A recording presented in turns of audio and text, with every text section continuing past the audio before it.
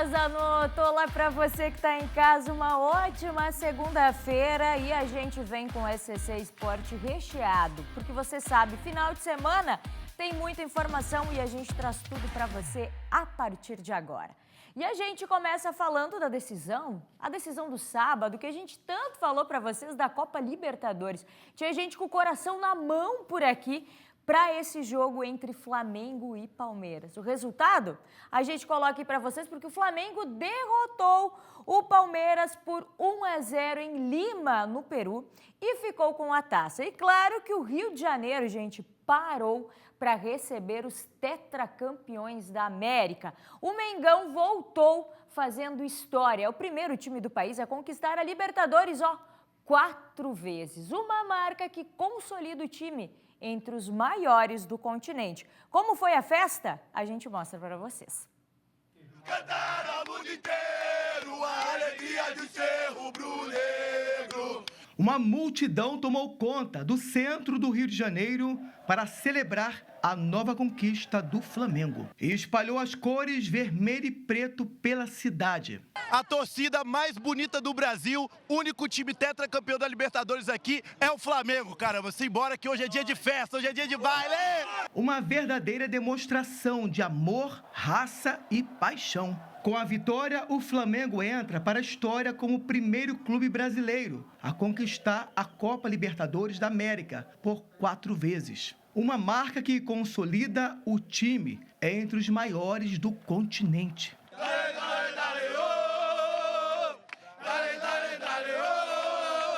A conquista veio em um jogo difícil no Peru. Flamengo 1, Palmeiras 0. O destaque foi Danilo, o autor do gol da vitória. A alegria tomou conta da cidade. Mais de 500 mil pessoas celebraram a vitória do Flamengo. O gol de Danilo ficou marcado na história, não é isso, gente? Danilo! Ele fez o nosso tetra virar realidade. E ele dá gol de novo! Quase infartei, de coração. Chorei pra caramba, sou muito flamenguista. E sou flamenguista raiz, gente. Assisto todos os jogos, todo mundo ficou muito emocionado, todo mundo sobreviveu!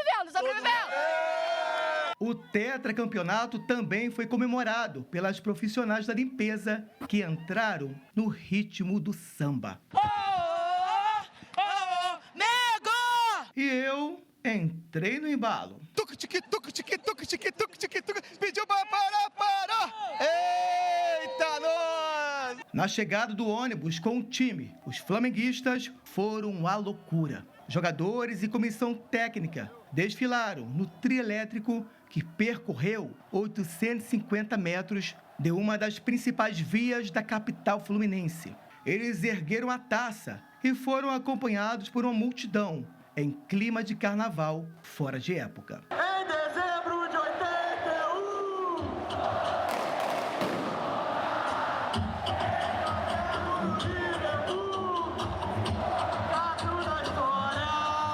Muita gente se arriscou em cima de postes, árvores e marquises, além de sacadas de prédio, tudo para ficar mais perto dos ídolos. Fogos de artifício foram lançados. Um menino foi atingido e precisou ser socorrido pelos bombeiros. Um cinturão de segurança foi montado por policiais militares. Nas ruas, houve bloqueios. Mesmo com todo o aparato, foi difícil conter o tumulto. Começa a confusão, os policiais soltam bombas de efeito moral. Algumas pessoas lançaram pedras contra os policiais, outros usam grades e lançam contra a tropa.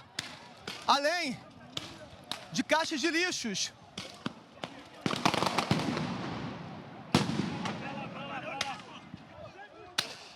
Cuidado! Cuidado! Vem pra cá, cuidado! Funcionárias acuadas correm para se proteger. Enquanto isso, lá na frente, observe só, tem homens e mulheres e crianças abaixados também. Os torcedores foram liberados e tentam sair em meio a essa confusão. Todos com as mãos levantadas para cima. O que era para ser uma comemoração vira uma praça de guerra.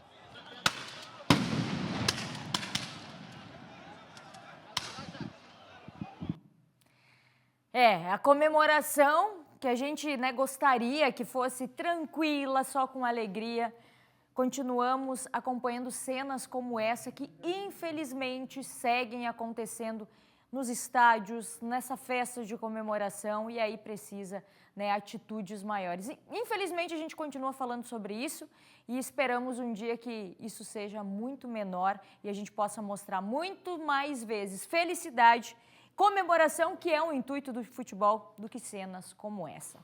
Mas agora vamos falar de Série A, porque final de semana também tivemos bola rolando pelo Campeonato Brasileiro Série A na finaleirinha. No encerramento da 36ª rodada, o Corinthians e Botafogo ficaram no empate.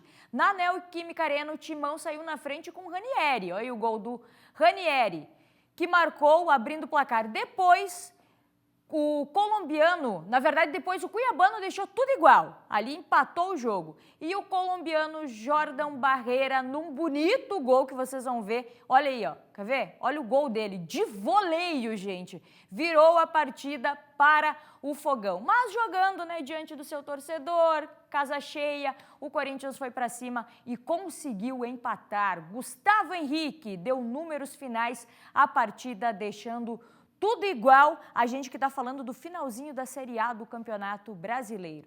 Então, vamos ver como está a classificação para quem vai será o título.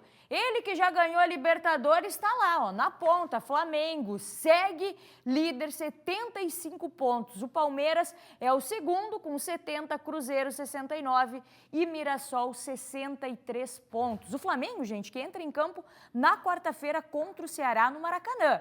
E basta um empate simples para o Flamengo ter mais uma comemoração essa semana e se tornar o campeão do Brasileirão Série A. Será que vem 2 títulos para o Flamengo esse ano? É o que está se encaminhando por aí. Já na parte de baixo da tabela de classificação, o Inter perdeu para o Vasco em São Januário por 5-1 e com o resultado, o clube gaúcho entra no Z4. Inclusive, o técnico Emiliano Dias ele foi demitido, mas Abel Braga é quem vai assumir o Inter nesses 2 últimos compromissos. Inclusive, segundo a coletiva dele e do presidente do Inter, ele vem na boa paz, né? No 0,800, não quis nem cobrar cachê para esses 2 últimos jogos. O outro time que ainda sonha em deixar a zona é o Fortaleza, com 40 pontos. Juventude e Esportes já estão na Série B do ano que vem. E aí fica agora a próxima vaga. Aí tem o Fortaleza, o Inter e o Santos, que dependendo dos resultados pode entrar no Z4. Está se encaminhando a finaleira da Série A e a gente vai saber quem está lá em cima e quem vai disputar a Série B no ano que vem.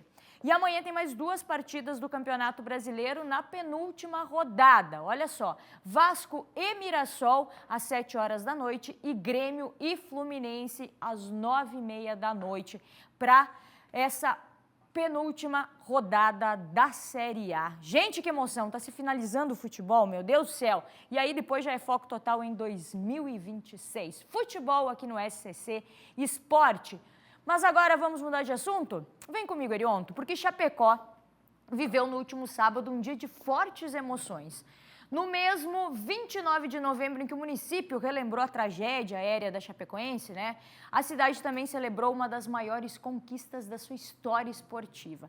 Pela primeira vez em 64 anos de JASC, Chapecó conquistou o título de campeão geral dos Jogos Abertos. A gente que esteve lá viu essa emoção.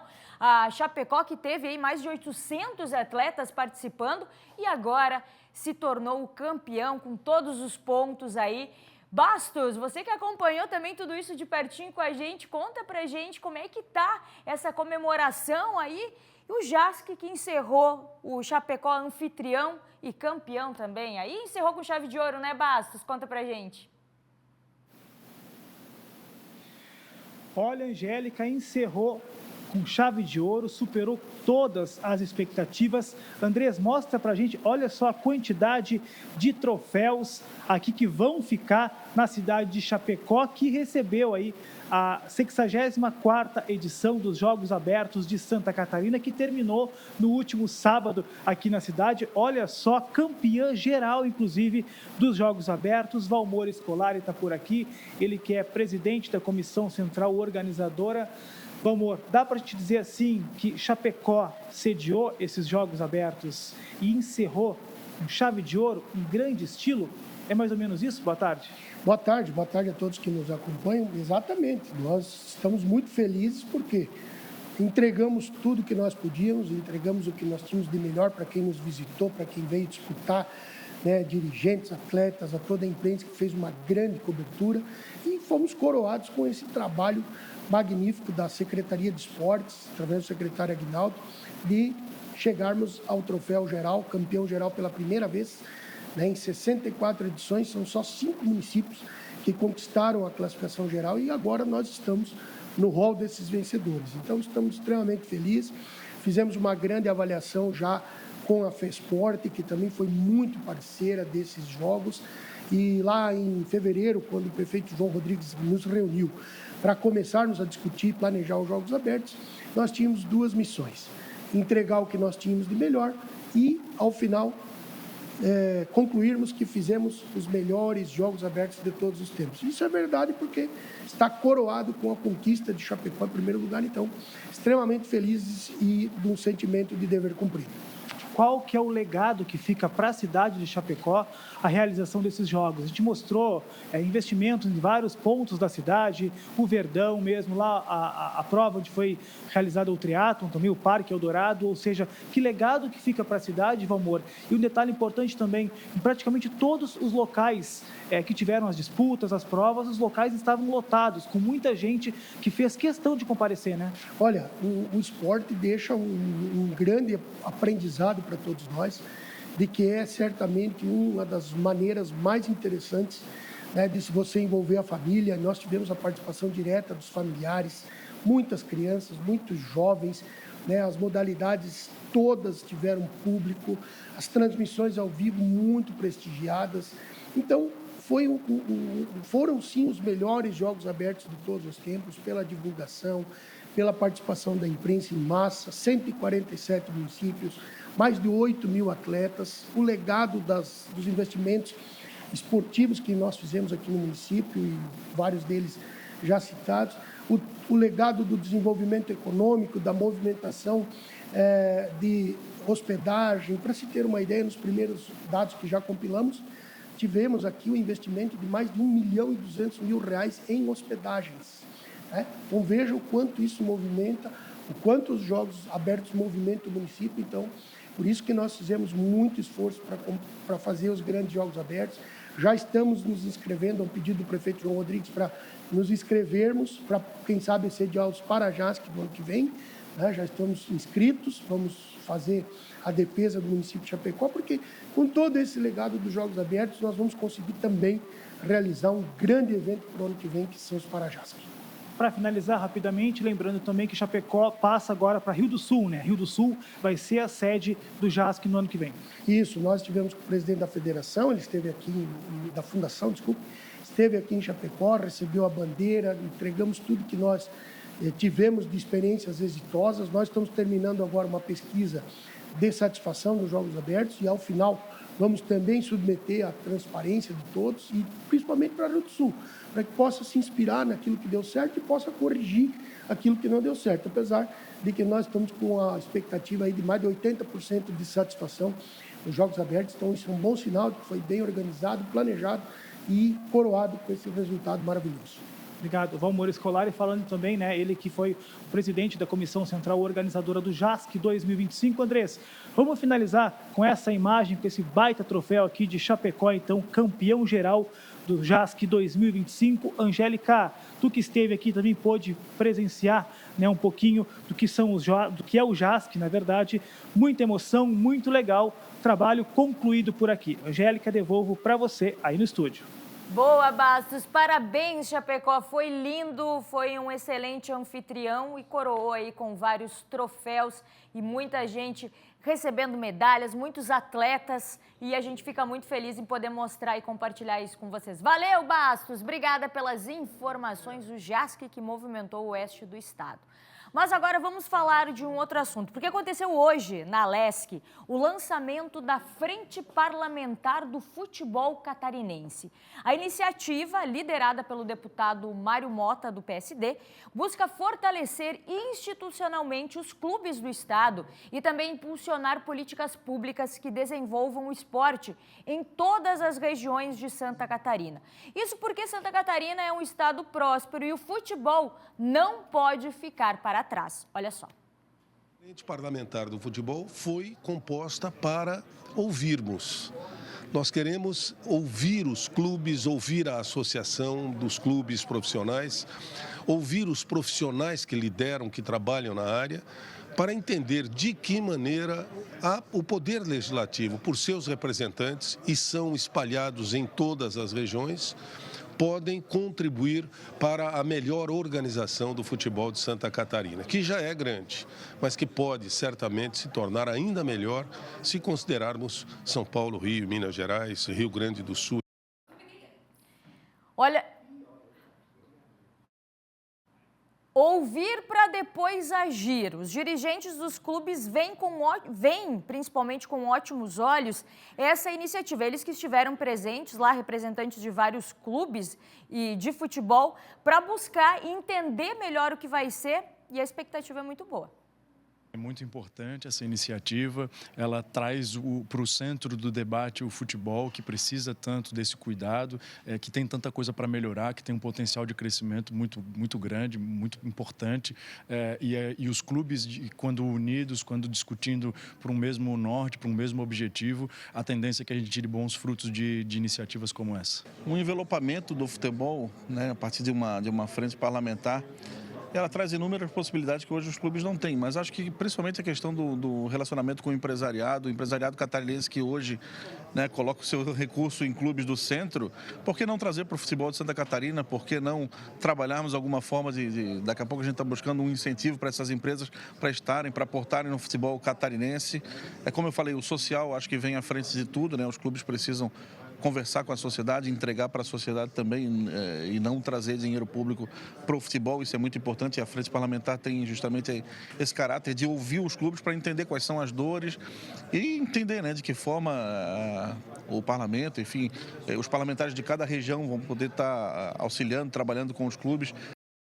Isso é muito importante. Inclusive, a Federação Catarinense de Futebol, que esteve presente lá, já tem ações que considera importantes e que essa nova frente parlamentar vai poder ajudar. A expectativa é de que, num primeiro momento, esta frente parlamentar se empenhe no sentido de que faça com que os deputados estaduais aprovem o projeto de lei de Sua Excelência o Governador do Estado, que já está aqui na Assembleia, para isentar o policiamento externo dos clubes em dias de jogos, tendo em vista que é uma grande injustiça os clubes de futebol pagar o policiamento na rua. Dentro do Estado é uma outra questão que está sendo analisada. Agora, fora do Estado, realmente é uma grande injustiça. Além disso, também será de suma importância que esta frente parlamentar apoio com emendas parlamentares, enfim, o auxílio às ligas de futebol não profissional no apoio às suas competições que realizam no nosso estado. E também os clubes de futebol profissional nas suas categorias de base, que é permitido esse investimento, e principalmente o futebol feminino. São várias frentes ali, né, que são importantes levar em consideração. É fazer o futebol catarinense crescer na mesma dimensão que as outras áreas aqui do estado. Políticas públicas, parcerias institucionais e o apoio que os clubes precisam para se desenvolver. Inclusive, o deputado Mário Mota citou ações que já estão sendo feitas, por exemplo, camarotes sensoriais para pessoas com autismo, que já está em tramitação nos estádios do Avaí, Figueirense e também da Chapecoense. Além do deputado Mário Mota, mais 9 deputados estaduais fazem parte da frente parlamentar e a expectativa é que esse número aumente ainda mais. Então é ouvir nesse primeiro momento e depois sim colocar em prática várias ações para ajudar o futebol aqui de Santa Catarina a crescer ainda mais. E para a gente encerrar o SCC Esporte de hoje, A gente quer encerrar essa segunda-feira, início de mês, com um recado especial do ex-atleta de vôlei, palestrante Roberto Minuzzi Júnior. Multicampeão pela seleção brasileira e por diversos clubes, Minuzzi viveu um momento decisivo em 2005, aos 23 anos, quando ele precisou passar por uma cirurgia no coração, justamente ali quando ele estava no auge da carreira. Ele superou o baque, voltou às quadras, foi campeão brasileiro e continuou brilhando. E ele esteve aqui, como vocês viram, na sede do SCC-SBT e falou sobre essa sua trajetória no vôlei e a importância de ter atitude, foco, disciplina, persistência e superação. A vida do atleta ela é uma grande metáfora, porque a minha história não é diferente da de todos. Nós temos as nossas dificuldades, os nossos momentos, as nossas conquistas, as nossas vaias, as pessoas que torcem contra, as pessoas que torcem a favor. Mas o atleta tem tudo isso gravado, né? E quando a gente consegue trazer isso de uma forma inteligente para passar para as pessoas que, se a gente tiver um objetivo em mente muito forte, as tragédias, as adversidades, elas vão aparecer, mas se a gente conseguir entender que aquele é um bom momento de autoconhecimento para a gente se preparar para a próxima, poxa, então tá valendo a pena a gente enfrentar todas as dificuldades da vida, né? E eu desejo a todos aí um bom final de ano, um 2026 abençoado. As adversidades vão bater a porta, mas que a gente esteja pronto para suportá-las e transformá-las em conquistas até conseguir realizar os nossos sonhos. Tá aí, que recado, hein, para começar a semana? Sensacional. O SCC Esporte de hoje vai ficando por aqui, mas amanhã eu volto com muito mais. Henrique Zanotto e Maria Esther seguem na sua companhia aqui no SCC Meio Dia. Até amanhã.